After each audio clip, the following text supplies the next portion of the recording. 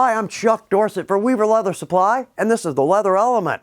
If you've got a good question for us or a good idea for a leather element, drop it in the comment box below. Also, if you want to know when our videos release, just click your notifications. You'll know exactly when these come out. So how about some tricks and tips with contact cement? To me, this is one of the most helpful liquids in our shop. We can take two pieces of leather, bond these together. They're going to look, feel, and react as one piece. Now, the one place I use the most contact cement, lining my leather. And once we pick up this trick, sky literally is the limit. So let's step over to our pattern table and start with some basics. And one of the basics where we get the majority of our questions is application. With a contact cement, we need to add glue to both pieces that we want to adhere together. And a big point with any contact cement, we've got to have good ventilation. Now, typically for me, veg tan, it's got a little body to it, so I'm usually just going to go with one coat. If that's not enough, we have a great way to help out. We'll talk about that. But when we jump over to chromes, these are really going to soak up the glue. Say with the suede particularly, I'd like to go with 2, maybe 3 coats, but the one thing I want to avoid is so much glue that it starts to wick through to the face of the leather. And a great example there, this is our pig liner, and I love it. Comes in multiple colors, but it's very thin, so therefore it adds almost no weight to the exterior leather.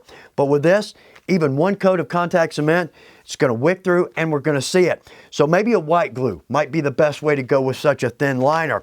Now, when we apply this, I would like to get right to the edge. We've got a way to make this very easy when we're trying to line up pieces, but for right now, let's just apply some to some scrap. Now, the barge, this is the choice for the boot, shoe, and saddle folks. I love the S18 just as well. We're going to use that today. Now, I'd like to get right to the edge. If we're going to try to get 2 panels to meet together, we don't have to, and again, we'll talk about that. But what I'd like to do is get right to the edge. The one thing I want to avoid is getting glue on our table, because what will happen, we'll slide our project over that. Now we've got contact cement across the top grain. Dye's not going to adhere, and we will simply destroy the project or panel. So let's do this. Let's take a little glue. And now let's put this right on the edge of our table. And now we can brush off the edge. We've got glue right to the edge, but we're not running the risk of getting any on our table. And down to our last corner. Now, we've got to hold this down with something. So I'm going to get glue on my finger. Let's make sure we clean that off before we handle the project. Again, that will destroy the panel. So let's go to our second piece.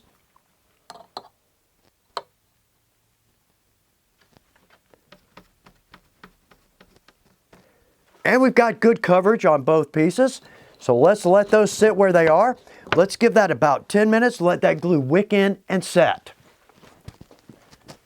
We've given our glue some dry time. What we're looking for, the glue feels dry, looks dry, but it's tacky. That's what we want. So let's lay these 2 pieces together and let's press.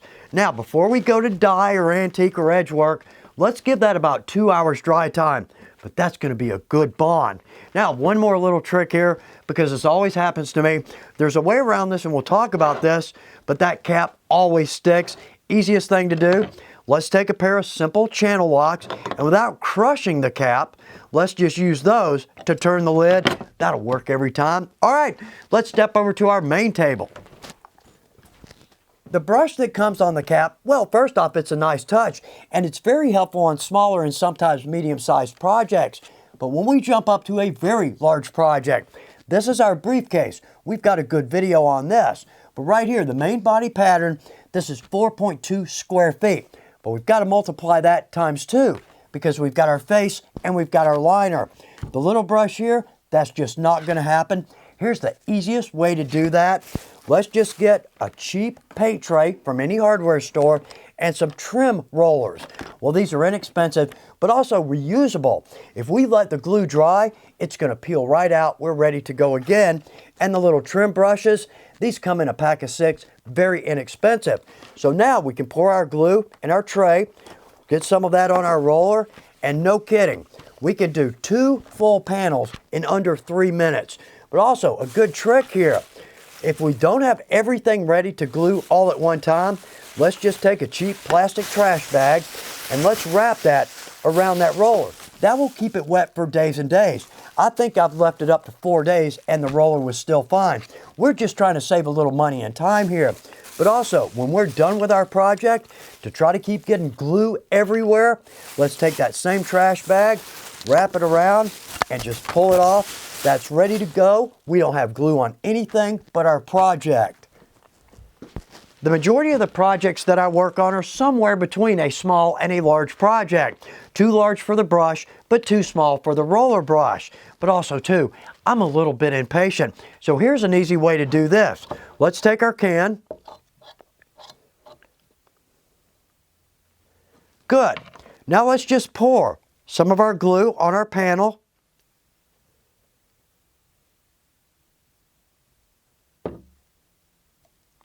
Good. And let's watch those strings. We don't want those getting on our table. Well, now just with a piece of scrap, we can squeegee our glue out. Now let's don't get right to the edge, because what I would like to do is come back in. We've got a little excess glue here.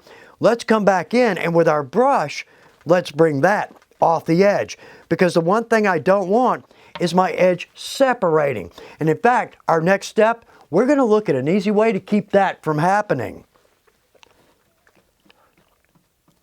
And good. So now we know we've got good glue content across the panel. But here's the one thing. Trying to line two pieces up. With the contact cement, we typically have one shot. Well, that can be very difficult. Let's see how we can take care of that. Adding a liner to our projects is a very nice detail, but also it's a very professional touch. Well, there's an easy way to do this without having our edges separate. Well, I mentioned that trying to get two panels to match with contact cement, very difficult. All right, let's overcut one or both pieces. Here's what I'm talking about. So if I'm going to work with veg tan, typically I'm probably going to stamp, tool, die, do my edge work. So I'll cut my main exterior two sides. Then let's take our liner and overcut that. Let's bring our glue right to the edge and close to the edge.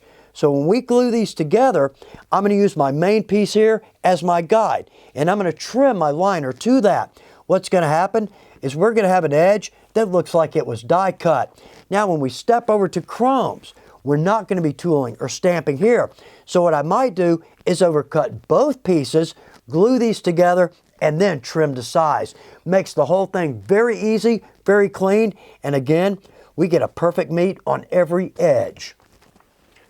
Here are some tools and materials that are going to help us out with our contact cement. So first and foremost, when we step up to a quality tannage, like our Herman Oak or our Shaheen leather, well, first off, the flesh side, that's going to be tight and smooth. It's not going to want to take glue in, but also with veg or chromes, if we want to lay a panel on top of our top grain, the glue just does not sit well there. So let's take what's called a rougher.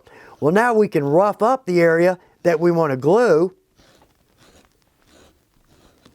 We're breaking up that top grain, and that is absolutely going to take glue now. One big point for us crafters, I would say the pint is the best way for us to go, because the contact cement can thicken up and it's not going to work for us. Well, if we use something called our cement thinner, this is our best friend, because we can use that glue to the very end. That's the most cost-effective way to go. Now, for those of us that do a little more gluing, production shops, we've got a great glue brush, replaceable tip, and that's going to do a lot of gluing. That's going to help with a larger area. But also right here, we've got an aluminum glue pot. I don't think I've ever been in a production shop where I didn't see at least one of these. One more point and we'll wrap this up. This is the piece that we glued earlier. I cannot get that piece to come apart. And in fact, most likely what's going to happen, if I do, the leather is going to tear and not the glue. So contact cement is one of the best liquids in our shop. I hope this is good information, and I hope there's something in here that's going to help us out in our shop, because I love the contact cement. It does so many things for us. Thanks for taking time to watch The Leather Element. Good luck with your projects.